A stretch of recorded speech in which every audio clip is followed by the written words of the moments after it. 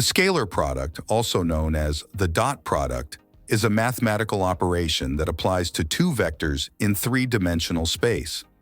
The result of the scalar product is a scalar number, that is, a quantity without direction or sense. It is represented with the dot symbol and is calculated using the following formula, where A and B are the two vectors.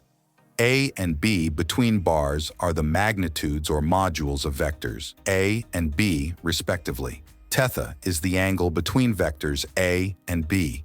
With rectangular components, it can also be calculated as shown on the screen. The scalar product has the commutative property. This is that P times Q is equal to Q times P. It doesn't make much physical sense in this case to talk about the associative property, but the scalar product also fulfills the distributive property, as can be seen. The scalar product has various applications in physics and engineering, such as the projection of a vector onto another or onto an axis, and the determination of the angle between two vectors.